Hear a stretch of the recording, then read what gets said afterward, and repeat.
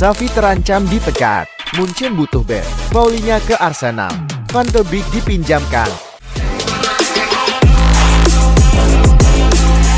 Disanksi seumur hidup. Faruk Koca, Presiden klub Turki MK Ankaragucu, mendapatkan sanksi berat sebagai ganjaran usai menghajar wasit Halil. Federasi Sepak Bola Turki TFF memberinya sanksi skor seumur hidup. Akibat kelakuan presidennya, Ankaragucu didenda 2 juta lira sekitar 1 miliar rupiah dan harus memainkan 5 pertandingan tanpa penonton terkait dengan insiden pemukulan wasit. Xavi terancam dipecat karena tidak sependapat dengan Direktur Olahraga Barca. Hubungan Xavi dan Deco sulit diperbaiki karena Deco sepertinya sudah hilang kepercayaan terhadap sang pelatih. Sementara Xavi merasa pernyataan publik Deco yang mengatakan kebalikan dari apa yang dia katakan kepada awak media hanya membuatnya jelek di media. 100% kemenangan Manchester City. Manchester City berhasil meraih 100 kemenangan di fase grup UCL musim ini. Sang juara bertahan tersebut kini berhasil mendapatkan 96 juta euro atau 82,5 juta pound sterling.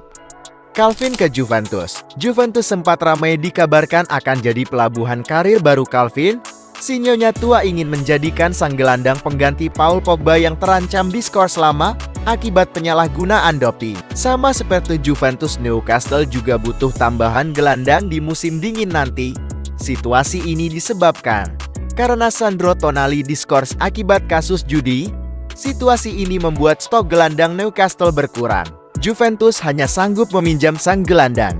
Sementara Newcastle tidak menutup kemungkinan untuk membeli sang gelandang secara permanen. Munchen butuh bek. Munchen siap membayar berapapun untuk mendatangkan Ronald Araujo. Tuchel dan Araujo telah berbincang melalui telepon Jumat kemarin. Barca mungkin tidak dapat menolak tawaran lebih dari 82 juta pound sterling mengingat kondisi keuangan mereka yang sulit. Araujo kini menyisakan kontrak hingga tahun 2026 bersama Barcelona. Paulinho ke Arsenal. Dilaporkan João Paulinho menjadi target teratas Arsenal untuk mengisi pos gelandang bertahannya musim ini. Jika Partey hengkang, Arsenal hanya memiliki 1 gelandang di pos tersebut.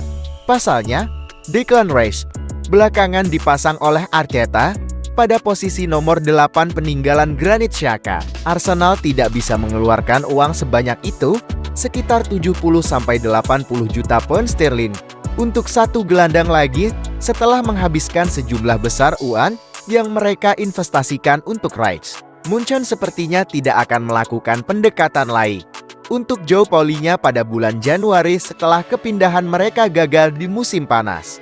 Van de Beek dipinjamkan. Frankfurt resmi mendapatkan Van de Beek dengan opsi pinjaman dari Manchester United. Van de Beek akan dipinjam hingga Juni tahun 2024. Ada opsi pembelian sebesar 15 juta euro. Namun hal itu tidak wajib. Akhirnya, Van de Beek membulatkan tekad angkat kaki dari Manchester United untuk menyelamatkan karirnya. Jika tidak, Van de Beek hanya akan jadi penghangat bangku cadangan. Sancho sulit dijual. Manchester United kesulitan melepas Jadon Sancho.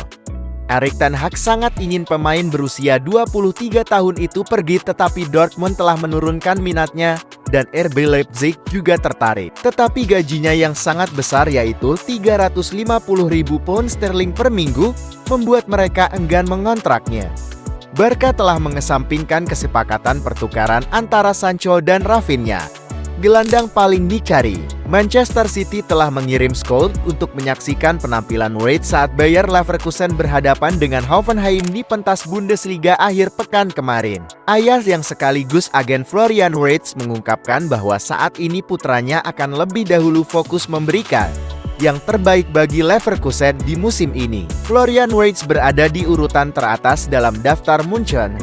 Bagi sang pemain, Munchen adalah tujuan yang menarik, dan jika memungkinkan, rencananya adalah pindah ke Munchen sebelum pindah ke luar negeri di kemudian hari dalam karirnya. Saat ini Wirtz masih memiliki kontrak bersama Leverkusen hingga musim panas tahun 2027 mendatang. Kapten Luton kolaps. Tom selaku Kapten Luton kolaps di tengah lapangan saat laga berjalan 1 jam. Staf medis kami telah mengonfirmasi bahwa Kapten Tom mengalami serangan jantung di lapangan, namun sudah responsif saat dia dibawa keluar dengan tandu. Dia dalam kondisi stabil, dan saat ini menjalani tes lebih lanjut bersama keluarganya di samping tempat tidurnya. Ini bukan pertama kalinya Tom kolaps di lapangan.